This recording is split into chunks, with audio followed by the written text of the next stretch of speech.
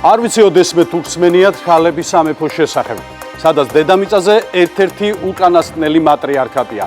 ჩვენ ახლა გადავინაცვლებთ ჰიმალაის მთებში ზღვის დონიდან 2600 მეტრზე ლუგუს ტბაზე.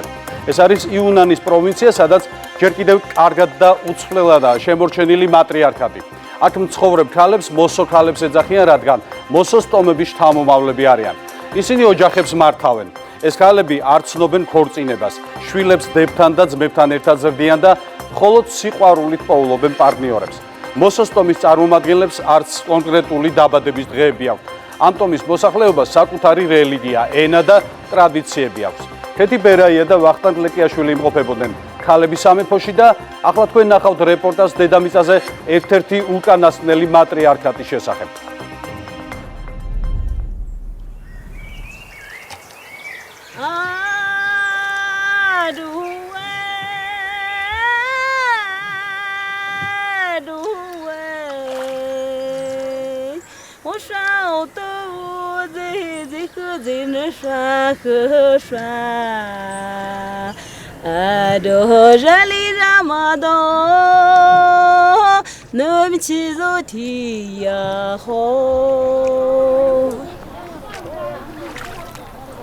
ქალები მარტო ნავებს არ მართავენ. დედამიწის ამ კუთხეში ქალები ოჯახებს მართავენ, წესებს ადგენენ და შვილებს გვარს აძლევენ. ეს ერთ-ერთი უკანასკნელი მატრიარქატია, სადაც ცნება ოფიციალური ქორწინება არ არსებობს და არც განქორწინება. მამები ცოლებთან ერთად ერთ ჭერქვეშ არ ცხოვრობენ და არც შვილების აღზრდაში იღებენ მონაწილეობას.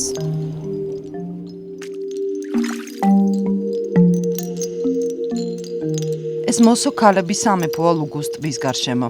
16 საუკუნეზე მეტია ადგილობრივები ამ ტრადიციებს მისდევენ და ჯერ კიდევ თითქმის უცვლელად ინარჩუნებენ.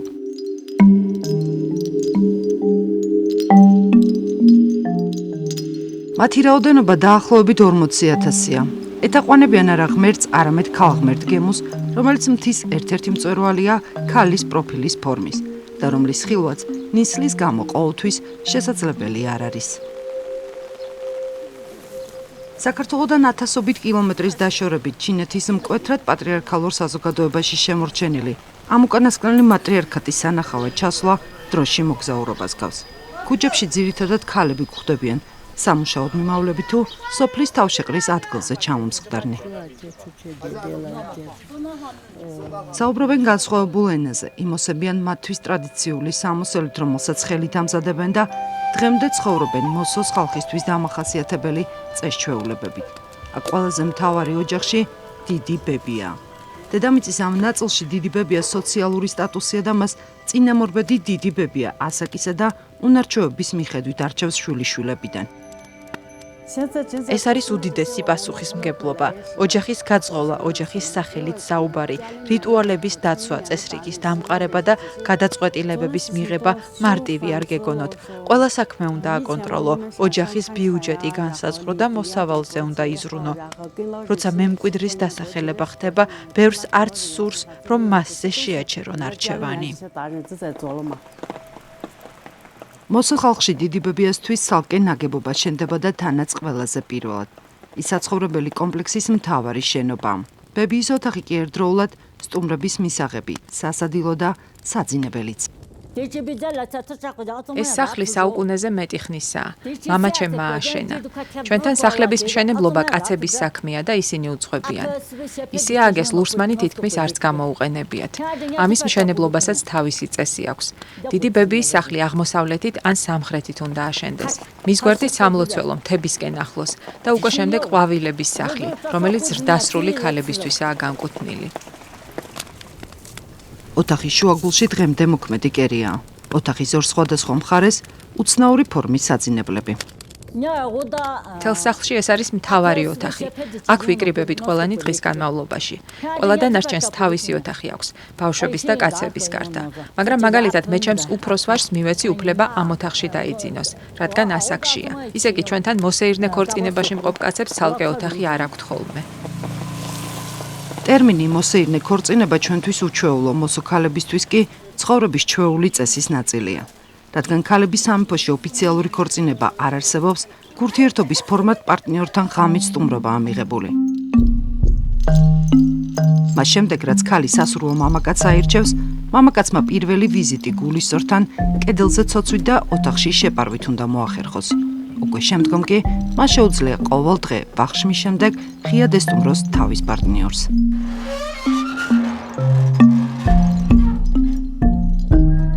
ქალს უფლება აქვს იმდენი მოსეირნე ქორწინება ჰქონდეს, რამდენიც თავად სურს.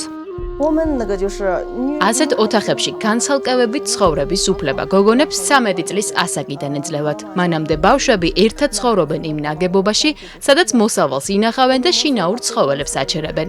13 წლიდან გოგონა თითქმის ზრდასრულ ადამიანად ითვლება. პარტნიორის ყოლის უფლება კი 21-23 წლის ასაკიდან ეძლევათ. გოგონები 2 წლის განმავლობაში აკვირდებიან თავის რჩეულს და მხოლოდ ამის შემდეგ აძლევენ უფლებას მასთან დაწყვილების. დაშორება კი მარტივად და უმტკივნეულოდ ხდება ქონების და შვილების გაყოფის გარეშე, რადგან მოსო ხალხის წესის მიხედვით მამაკაც ქონება არ ეკუთვნის. ის მხოლოდ დიდი ბებიის ხაზით გოგონებზე გადადის მემკვიდრეობით. შვილებიც დედისაა, რადგან გვარს მათ დედა აძლევს კვლავ დიდი ბებიის ხაზით. გაჩენიდან სიცოცხლის ბოლომდე შვილები დედის სახლში ზრდებიან და ცხოვრობენ და მათზე დედის ოჯახი ზრუნავს. როგორც თავად ამბობენ, მათ ლექსიკონში სიტყვა მამაც არ არსებობს. ჩვენ ძირითადად სახლის მშენებლობაზე ან წესრიგის დაცვაზე ვართ პასუხისმგებელნი და ვეხმარებით ჩვენს დებს ბავშვების აღზრდაში. რაც შეეხება ფინანსურ უზრუნველყოფას, აქაც დიდი ბებიის როლი განსაკუთრებულია. ოჯახის წევრების ხელფასი მასთან იყრის თავს და საჭიროების მიხედვით ბებია უნაწილებს დანარჩენებს. ჩვენი ცხოვრების ასეთი წესი შესაძლოა სხვისთვის უჩვეულო იყოს. მაგრამ იცით რა განგვასხოვებს დანარჩენი სამყაროს მამაკაცებისგან? ჩვენთან ანგარებით არავინ წვილდება. ჩვენ მამაკაცებს არ გვჭირდება ქალის გულის მოგება ქონებით ან სხვა საშუალებებით. აქ მთავარი და ერთადერთი მხოლოდ სიყვარული და პატივისცემაა.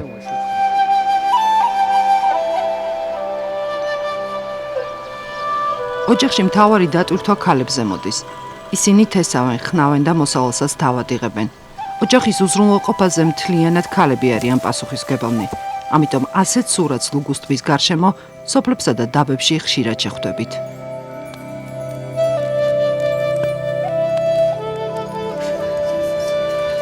ოჯახში ქალის სტატუსი თავზე გაკეთებული მოსართავის ფერის მიხედვითაც შეიძლება გაარჩიო. მუქი ფერის სახვევი მიუთითებს, რომ ქალბატონი დიდი ბებია. პატარა გოგონები კი ვისაც ჩარლები აწვიათ 13 წლის არ არიან. 13 წელს აქ განსხვავებულად აღნიშნავენ და სწორედ ამ დღეს გოგონებს კაბებს ოფიციალურად აცვამენ. რიტუალის შინაარს მოსო ხალხის სულიერი ლიდერი დაბა გვიხსნის. როცა ბუდა სულიერი არსებების ცხოვრების ხანგრძლივობას განსაზღვრავდა, ადამიანს ეძინა. როცა გამოეღვიძა და ბუდას წინაშე წარსდგა, მას 13 წლის სიცოცხლე მიანიჭა. ადამიანს ეცოტავა და ყველა არსებას თხოვა თავის ასაკში გაეცვალა. ერთადერთი ვინც დათანხმდა, ძაღლი იყო, რომლისთვისაც ბუდას 60 წლის სიცოცხლე ჰქონდა მინიჭებული. ამიტომ ჩვენთან 13 წელი მნიშვნელოვანი თარიღია. თუ ადამიანი ამ ასაკამდე გარდაიცვლება, მას განსხვავებულად გვძალავთ. დაბა მოსო ხალხში ბუდასა და ლამასთან ერთად მნიშვნელოვანი ფიგურაა. სამიდან ერთ-ერთი ანიჭებს ბავშვს სახელსაც და არა მშობელი. აქ არ არსებობს დაბადების დღე, როგორც ასეთი. დაბადების დღეს, უფრო სწორად კი დაბადების წელს, ყველა ერთად გაზაფხულის დღესასწაულზე აღნიშნავს, რადგან მიწათმოქმედი დედებისთვის რთულია ბავშვის გაჩენის დღის დამახსოვრება. ჩვენ ასე აგვიხსნეს. გოგონებს სახელებს იმ წუთასვე ვარქმევთ. ბიჭების სახელისთვის კი 3 დღე გვჭირდება. ამ პროცედურისთვის დედის ზოდიაქოს ვკითხულობთ, მის ადგილმდებარეობას ვარკვევთ და ამის შემდეგ ვადგენთ სახელს. დაბა განსაზღვრავს ადამიანის დაკრძალვის დღესაც. როგორც გავარკვიეთ, მოსო ხალხი მიცვალებულს წვავს და ფერფლს სახლის ან მთის გარშემო ფანდავს.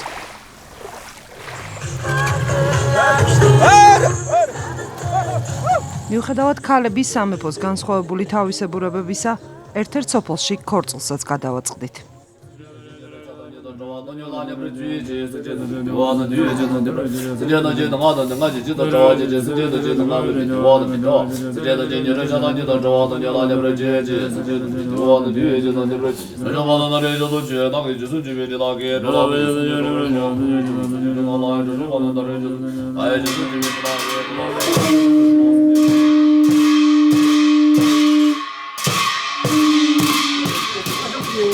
იშვიათი შემთხვევა, როცა მოსახლეები ოფიციალურად ქორწინდებიან, ეხლა სიძე და პატარძალი საბოლოო სამდოდის გადიან და მათ შემდეგ ლამა დალოცავს. ჩვენს კითხვაზე საზოგადოებაში, სადაც ქორწინებას არ ცნობენ, რატომ ტარდება ასეთი ცერემონია და თანაც ასე პომპეზურად, დაზუსტებული პასუხი ვერ მივიღეთ, თუმცა ახსნის რამდენიმე ვერსია მოვისმინეთ. როცა ოჯახში გვარის გამგრძელებელი ქალი აღარ არის და ყველა თაობაში ბიჭები არიან, ჩვენ ვცდილობთ გოგონა შემოვიყვანოთ ოჯახში და ეს ასეთი ფორმით ხდება ქორწინებით. მეორე, როცა სოციალური სტატუსის დაფიქსირებას ოფიციალურად გთხოვს სახელმწიფო, ჩვენ ვალდებულები ვხდებით ესეც ოფიციალურად გავაფორმოთ. ისიც გავარკვით, რომ თანამედროვე ცხოვრებამ ახალგაზრდებში გაცნობის და დაახლოების ფორმები შეცვალა. ახლა ახალგაზრდა თაობა ერთმანეთს სოციალური ქსელით ეკონტაქტება. მოსო ხალხის შემოსავლის ძირითად წყაროდ ტურიზმი იქცა.